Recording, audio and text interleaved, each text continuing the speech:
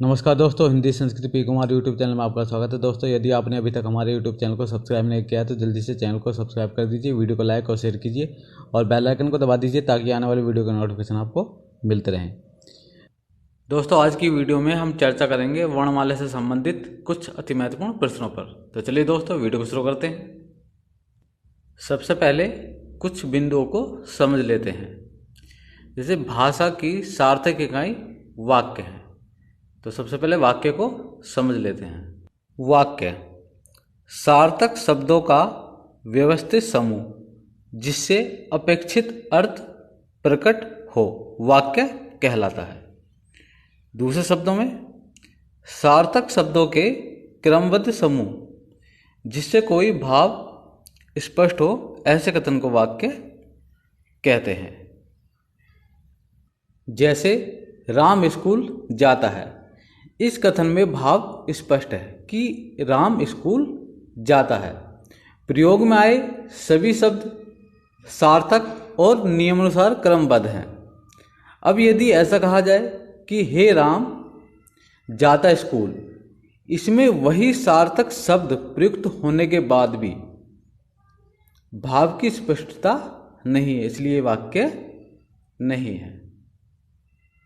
वाक्य की छोटी इकाई उपवाक्य। देखिए, वाक्य से जो छोटी इकाई होती है वो उपवाक्य होती है। उपवाक्य किसे कहते हैं? उपवाक्य ऐसा पद समूह जिसका अपना अर्थ हो, जो एक वाक्य का भाग हो, जिसमें उद्देश्य और विधेय हो, उपवाक्य कहलाता है। देखिए, सरल शब्दों में समझ सकते हैं। जिन क्रियायुक्त पदों से आंशिक भाव व्यक्त होता है उन्हें उपवाक्य कहते हैं। देखिए, उपवाक्य किसी वाक्य का अंश होता है, इसमें कर्ता और क्रिया का होना आवश्यक है। उपवाक्य से छोटी इकाई पदबंध है। पदबंध किसे कहते हैं? वाक्य में प्रयोग किए जाने वाले शब्द पद कहलाते हैं। जब एक से अधिक पद मिलकर व्याकरण पर आधारित इकाई का निर्माण करते हैं तब उस बंधी हुई इकाई को पदबंध कहते हैं। देखिए, सरल शब्दों में इसको समझ लेते हैं। वाक्य की रचना में अनेक पदों के मेल से होती है। वाक्य की रचना अनेक पदों के मेल से होती है और एक से अधिक पद मिलकर जब एक इकाई का काम करते हैं तो वे पदबंध कहलाते हैं। पदबंध को समझने के लिए कुछ बातों का ध्यान देना अति आवश्यक है। पदबंध वाक्य का एक अंश है, अर्थात वाक्यांश है। इसलिए पदबंध को पूरा वाक्य समझने की भूल नहीं करनी चाहिए। दूसरा है, पदबंध में एक से अधिक पद होते हैं और ये सभी पद आपस में बंधकर एक इकाई का काम करते हैं, इसलिए ये पदबंध कहलाते हैं। प्रत्येक पदबंध में एक मुख्य पद होता है और बाकी पद उस मुख्य पद पर आश्रित होते हैं। जैसे तालाब में खिला कमल का फूल बहुत सुंदर है। देखिए, कमल हमारा मुख्य पद है और बाकी पद इस पद पर आश्रित हैं। तालाब में खिला कमल, ये तीनों पद आपस में बंधकर पदबंध बना रहे हैं। देखिए, वाक्यांश का अंतिम पद कमल संज्ञा है, इसलिए संज्ञा पदबंध है। पदबंध से छोटी इकाई पद, जिसे हम शब्द भी कहते हैं, और पद से छोटी इकाई अक्षर है और अक्षर से छोटी इकाई ध्वनि या वर्ण है। वर्णों के स्वतंत्र वे सार्थक मेल को शब्द कहते हैं। कि पद से छोटी इकाई अक्षर है, अक्षर वर्णों से मिलकर बने होते हैं, और अक्षर से छोटे इकाई ध्वनि या वर्ण है। देखिए, रात शब्द में 2 अक्षर हैं और रात शब्द में 4 वर्ण हैं। हिंदी वर्णमाला में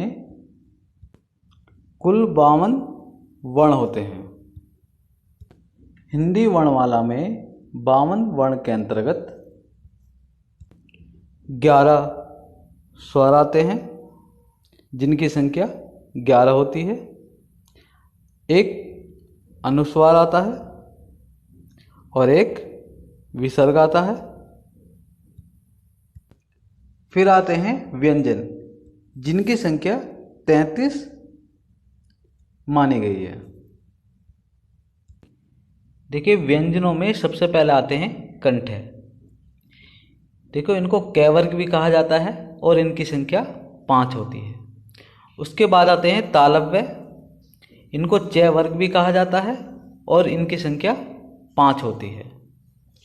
मूर्धन्य आता है, जिसको ट वर्ग भी कहा जाता है और इनकी संख्या 5 होती है। उसके बाद आते हैं दंत्य, जिनको ट वर्ग भी कहा जाता है और इनकी संख्या 5 होती है। उसके बाद आते हैं ओष्ठ्य, देखिए इसको प वर्ग भी कहा जाता है और इनकी संख्या भी 5 होती है। देखिए, कंठ, तालव्य, मूर्धन्य, दंत्य, ओष्ठ्य, इन सभी को स्पर्श व्यंजन भी कहते हैं और इनकी संख्या 25 होती है। देखिए, उनके बाद आते हैं अंतस्थ व्यंजन और इनकी संख्या 4 होती है। उसके बाद आते हैं ऊष्म व्यंजन और ऊष्म व्यंजनों की संख्या भी 4 होती है। उसके बाद संयुक्त व्यंजन आते हैं और संयुक्त व्यंजनों की संख्या भी 4 होती है।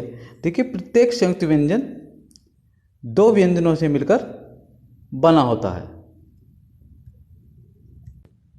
संयुक्त व्यंजनों के बाद आते हैं द्विगुण व्यंजन और इनकी संख्या 2 होती है। दोस्तों, वर्णमाला से संबंधित अब हम कुछ प्रश्नों पर चर्चा कर लेते हैं। पहला प्रश्न है, भाषा की सार्थक इकाई है, तो इस प्रश्न का सही विकल्प है पहला। अगला प्रश्न है, वाक्य से छोटी इकाई है, तो इस प्रश्न का सही विकल्प है पहला। अगला प्रश्न है, भाषा की सबसे छोटी इकाई है, तो इस प्रश्न का चौथा विकल्प सही है। अगला प्रश्न है, ध्वनि को क्या कहते हैं, तो इस प्रश्न का सही विकल्प है दूसरा।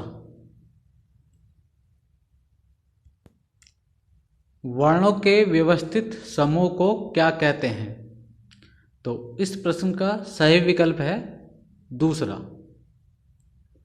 अगला प्रश्न है, हिंदी वर्णमाला में वर्ण है, तो इस प्रश्न का सही विकल्प है दूसरा। हिंदी वर्णमाला में स्वरों की संख्या है, तो इस प्रश्न का सही विकल्प है तीसरा। हिंदी वर्णमाला में व्यंजनों की संख्या है, तो इस प्रश्न का सही उत्तर है तीसरा 33। देखिए, हिंदी वर्णमाला में व्यंजनों की संख्या 33 है। अगला प्रश्न है, निम्नलिखित में से अनुस्वार है, तो इस प्रश्न का सही विकल्प है दूसरा। अगला प्रश्न है, निम्नलिखित में से विसर्ग है, तो इस प्रश्न का सही विकल्प है दूसरा। अगला प्रश्न है, री को वर्णमाला में क्या माना गया है, तो इस प्रश्न का सही उत्तर है पहला स्वर। अगला प्रश्न है, हिंदी वर्णमाला में अयोगवह वर्ण कौन से हैं, तो इस प्रश्न का सही विकल्प है चौथा। देखिए, ये दोनों अयोगवह कहलाते हैं। अगला प्रश्न है, निम्नलिखित में से कंठ ध्वनियाँ कौन सी हैं, तो इस प्रश्न का सही विकल्प है तीसरा। अगला प्रश्न है, निम्नलिखित में से तालव्य ध्वनियाँ कौन सी हैं, तो इस प्रश्न का सही विकल्प है पहला। अगला प्रश्न है, निम्नलिखित में से दंत्य ध्वनि नहीं है, तो इस प्रश्न का सही विकल्प है चौथा। देखिए, ये तीनों दंत्य ध्वनियाँ हैं और ये ओष्ठ्य ध्वनि है। अगला प्रश्न है, निम्नलिखित में से ओष्ठ ध्वनि नहीं है। तो इस प्रश्न का सही विकल्प है दूसरा। देखिए र ये अंतस्थ व्यंजन है। अगला प्रश्न है, या रा ला वा किस वर्ग के व्यंजन हैं। तो इस प्रश्न का सही विकल्प है तीसरा। अगला प्रश्न है, निम्नलिखित में से ऊष्म ध्वनि है। तो इस प्रश्न का सही विकल्प है दूसरा। अगला प्रश्न है, स्पर्श व्यंजनों की संख्या है। तो इस प्रश्न का सही विकल्प है पहला। तो स्पर्श व्यंजनों की संख्या होती है 25। अगला प्रश्न है, निम्नलिखित में से द्विगुण व्यंजन है। तो इस प्रश्न का सही उत्तर है तीसरा। अगला प्रश्न है, संयुक्त व्यंजनों की संख्या है। तो इस प्रश्न का सही उत्तर है 4। तो संयुक्त व्यंजनों की संख्या होती है 4। अगला प्रश्न है, त्र किन वर्णों के संयोग से बना है। तो इस प्रश्न का सही विकल्प है चौथा। अगला प्रश्न है, इनमें से कौन सा वर्ण संयुक्त व्यंजन नहीं है। तो इस प्रश्न का सही विकल्प है तीसरा। देखिए री ये एक स्वर है। अगला प्रश्न है, इनमें से कौन सा वर्ण स्पर्श व्यंजन नहीं है। तो इस प्रश्न का सही विकल्प है चौथा। देखिए यह एक अंतस्थ व्यंजन है। अगला प्रश्न है, इनमें से कौन सी ध्वनि अंतस्थ ध्वनि नहीं है।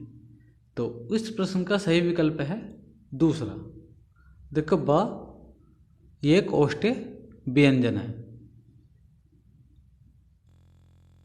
दोस्तों यदि आज की वीडियो आपको पसंद आई हो तो वीडियो को लाइक और शेयर कीजिए, और ऐसे ही महत्वपूर्ण प्रश्नों की सीरीज पाने के लिए जल्दी से हमारे चैनल को सब्सक्राइब कीजिए और बेल आइकन को भी दबा दीजिए। तो दोस्तों मिलते हैं अगली वीडियो में कुछ और महत्वपूर्ण प्रश्नों के साथ। तब तक के लिए नमस्कार।